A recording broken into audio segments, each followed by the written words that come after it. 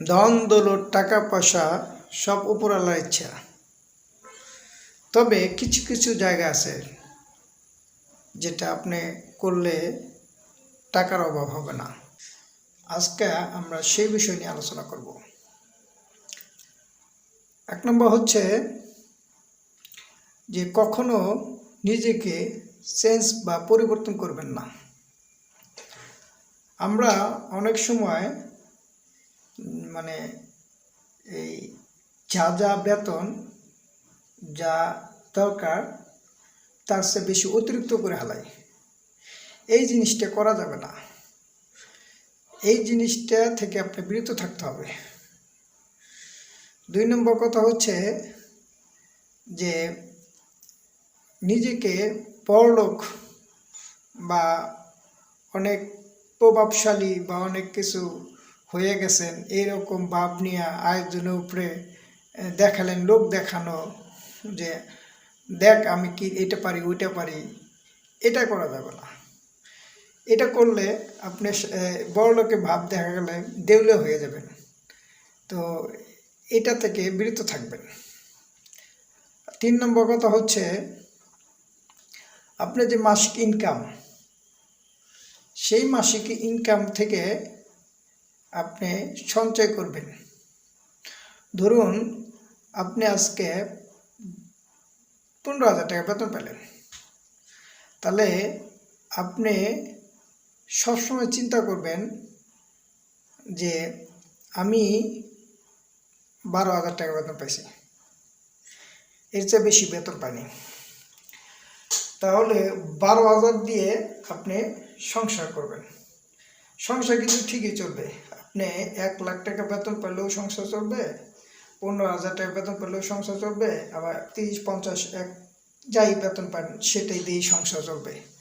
তো সবসময় চিন্তা করবেন আমি যা বেতন পাইছি ওখান থেকে কিছু অংশ আপনি সেভিং করবেন, সঞ্চয় করবেন, আর বাদ বাকি টাকা দিয়ে আপনি সংসার চালাবেন।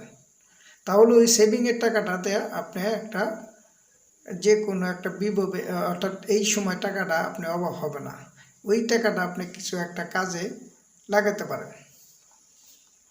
4 নম্বর কথা হচ্ছে সঠিক মানুষকে বিবাহ করুন।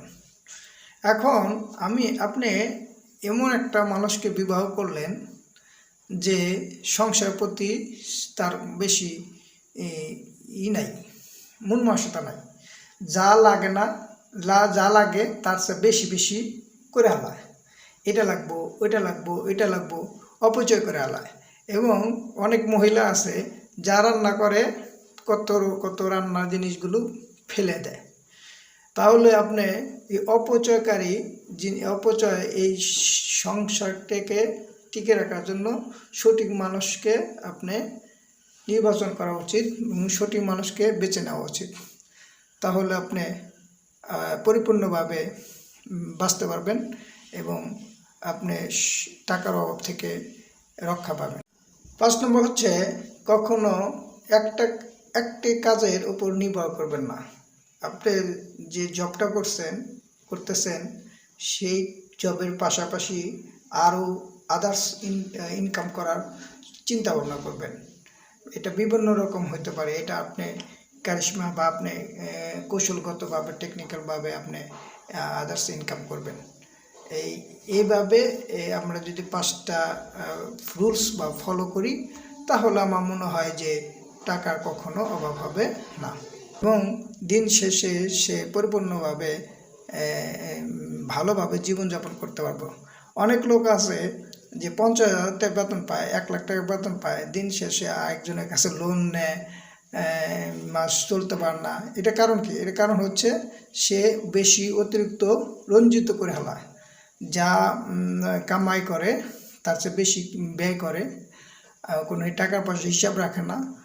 আপনি যখন আস্তে আস্তে আস্তে টাকা এস্টাবলিশ হবেন আপনি ঠিকই, কিন্তু তখন ভালোভাবে অন্যকে বুঝাইতে পারবেন। আপনি এমনও লোক আছেন আমি দেখছি যে হিসাব করে চলে, বাট বড় বড় কাজ সে করতে পারে। যেমন মায়ের একটা অসুখ হলো, নিজের একটা অসুখ হলো, বা বাবা অসুখ হলো, ছেলে সন্তান অসুখ হলো, সে খট করে 1, 2, 3 লাখ 5 লাখ টাকা ব্যয় করতে পারে, কারণ কি তার সেভিং আছে। আবার এমনও লোক আছে বেতন পায় বেশি, অথচ সে টাকা বের করতে পারে না। ভালো একটা কাজে ছেলেরে ভালো এক জায়গায় চাকরি দেবে, তখন সে সেভ করতে টাকা পায় না, বের করতে পারে না।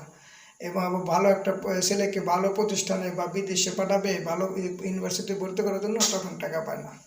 তো ধন দৌলত টাকা পয়সা সব তো উপরওয়ালা ইচ্ছা, তারপরে নিজের কিছু করণীয় আছে। এইগুলো টাকা পয়সাগুলো আপনি সঞ্চয় করতে পারেন, বা ভালো কাজে একটা